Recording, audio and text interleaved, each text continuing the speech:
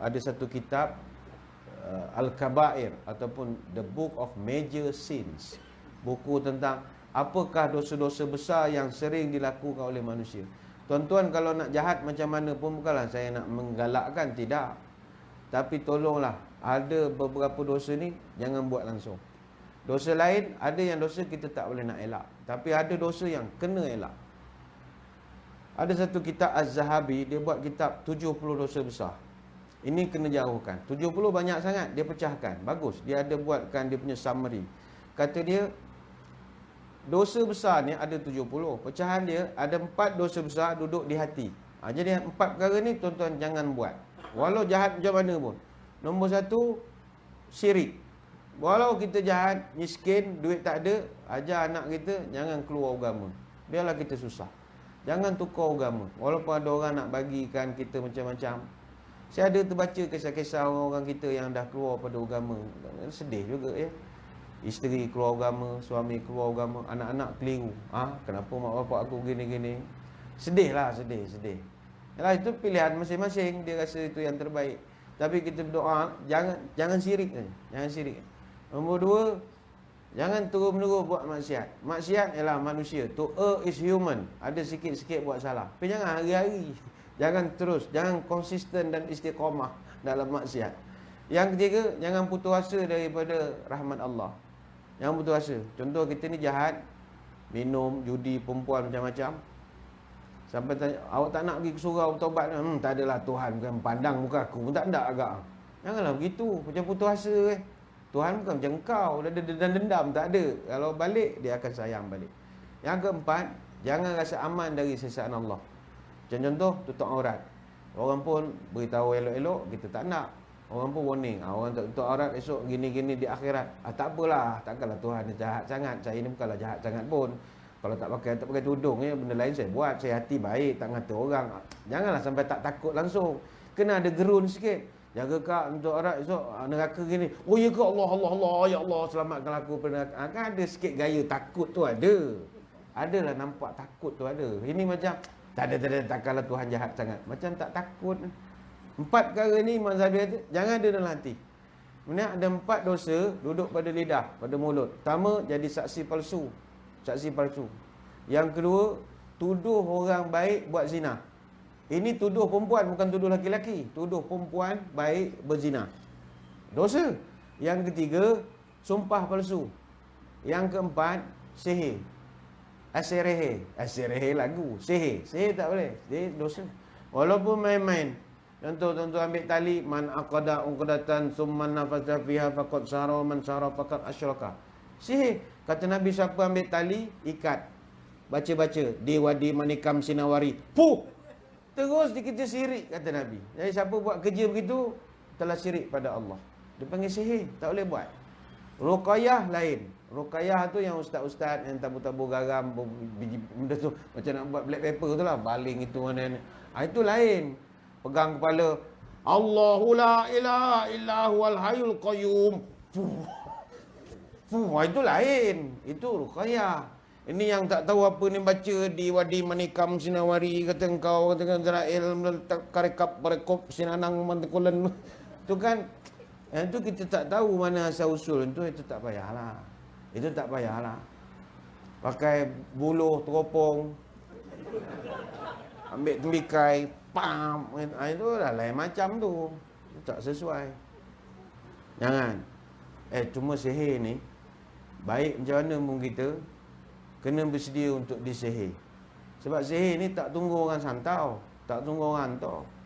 Orang pandang kita dengan pujian pun sihir. Dia panggil ain. Tonton balik internet, Google, ain. Sihir ain ni paling orang takut. Lepas tu budak kecil, kadang tu dia kena ain je yang dia menangis tengah-tengah malam tu. Pukul 12 je. Wah, meraung. Kita pun heran, ubah anak kena ain. Kenapa ain? Banyak pujian. Lepas tu saya selalu sebut, pujian boleh membunuh. Jangan besar kepala lah kalau orang puji. Bersedialah kena ain. Budak, tuan-tuan nak test balik kan, buat je lah. Pergi kat cucu yang kecil-kecil, cakap dia comel. Allah comelnya. Engkau ni kalau aku tengok geramnya. Tengah hari kan demam budak tu. Dia panggil ain. Ain pujian. ada makhluk yang kita tak nampak, dia suka menengok budak-budak. Dia pergi, dia main cap. Baca. Masalah makhluk itu, rupanya taklah sehandsome kita. Buruk-buruk. Budak kecil menengok, kita tak nampak. Ubun-ubun dah keras, memang tak nampak lah. Jadi bila dia menengok orang tu baik sangat, dia nak main-main baca. Tapi budak takut. Itu yang menjerit, tengah malam. Kena kacau. Ain dia panggil. Betul orang Arab yang tradisional, dia gantung gambar mata depan pintu rumah. Contoh kalau pergi Istanbul, banyak juga kat pasar itu, mata warna biru. Orang pun selalu beli, tahu dalam teksi, tahu kat rumah. Saya pernah tanya, kenapa kau tahu gambar mata? Dia kata, sihir ni, dia takkan masuk kalau rumah ada mata yang terbuka. Oh, orang Melayu lagi terror bab tu.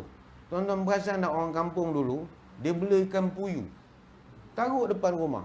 Saya tanya juga, apasal beli ikan puyuh? Dia kata, sihir tak masuk kalau rumah ada mata terbuka. Oh, macam orang Turki lah. Turki tak apa cerdik, dia buatnya gambar mata je. Melayu cerdik, beli ikan puyuh terus. Senang, dah tentu hidup lah benda tu ada.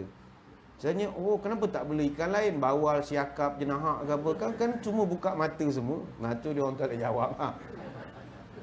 Ada logiknya. Sihir, dia hanya boleh masuk kalau rumah tu semua mata tertutup.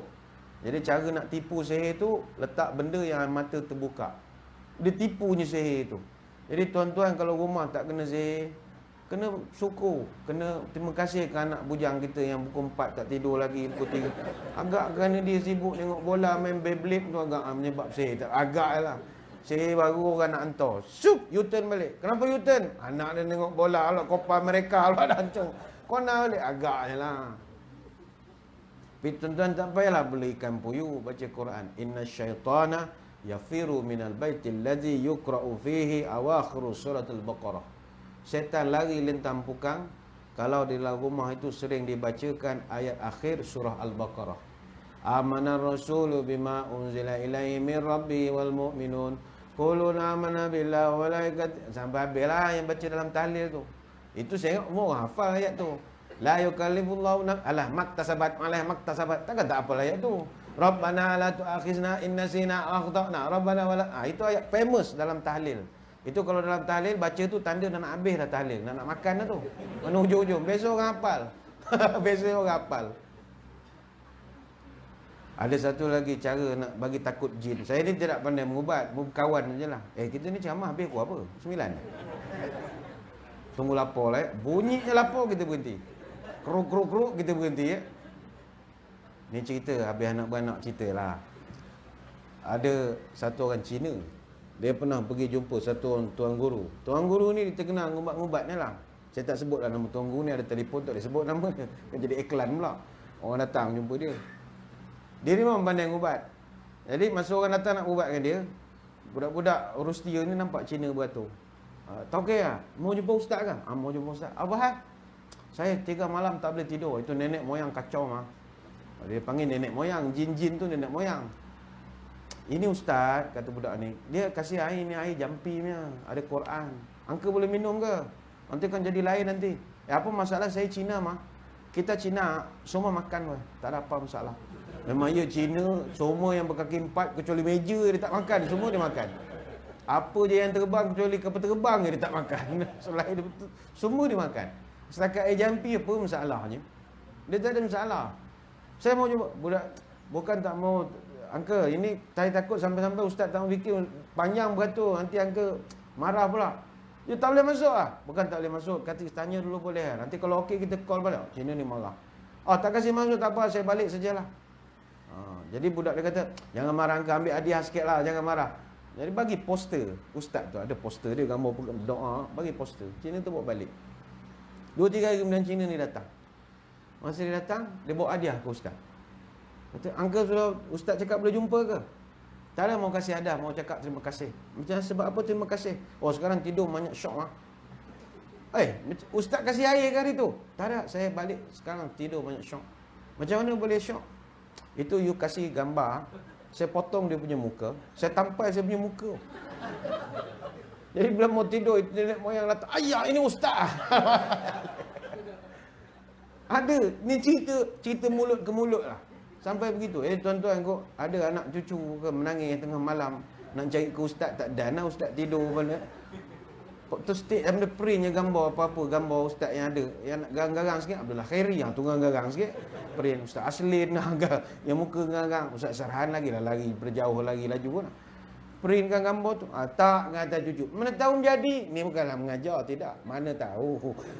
Mana tahu kok menjadikan. Dengar pula dia orang, apalah ustaz yang mengajar benda mengarut. Ni cerita pernah berlaku. Tapi bukan semua benda tu sihir. Orang Melayu pula, sikit-sikit sihir. Sikit-sikit sihir. Asal rasa sakit gigi, sihir ni. Takkan sakit gigi pun sihir. Kan gosok gigi, tidak benda tidak. Memanglah sakit gusi tu. Sakit lutut, sihir. Nak bangun, Allah, berat tulang. Sihir ni, dah. Tak semua benda sihir. Sakit belakang, kadang bukan sihir. Orang kata belakang ada saka lah menumpang. Pergilah jumpa kriopraktik ke apa, ke fisioterapis ke. Dia kup bunyi tulang dia. Kan main sedap, kup gitu sekali. Dia tekan, dia lipat kaki kita, rupanya kadang bukan faktor sihir. Orang Melayu salah, semua benda sihir. Semua benda sihir. Anak menangis tiap-tiap malam pun sihir? Tak mesti. Kawan saya cerita, ada dia pandai ubat. Dia kata, aku kena pergi rumah orang ni. Dia kata, anak dia menangis apa semua. Cek. Dia kata, lain macam anak dia ni. Tapi rasa bukan jin. Dia tengok-tengok, baca-baca, tak ada pula ngikut-ngikut. Tapi dia punya keluarga obses sangat. Ain tak tahu nak buat apa. Buat jugalah lempar garam 4 penjuru azan. Satu kerja bang, tak ada apa buat azan. Esok call lagi.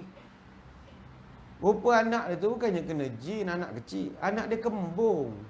Tiap-tiap malam bagi minyak yuyi dah lah, bubuh minyak angin. Dah dia bagi dia asal menangis jin. Jin. Tak mesti begitu. Tapi yang penting jangan terlibat dengan sihir. Baik. Ada 3 dosa besar. Duduk pada perut, minum arak, makan harta anak yatim, duit riba.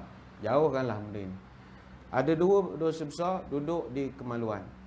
Pertama, berzina, iaitu laki-laki dan perempuan. Yang kedua, hubungan sama jenis, laki-laki sama laki-laki, perempuan sama perempuan. Itu juga dosa besar. Elakkanlah.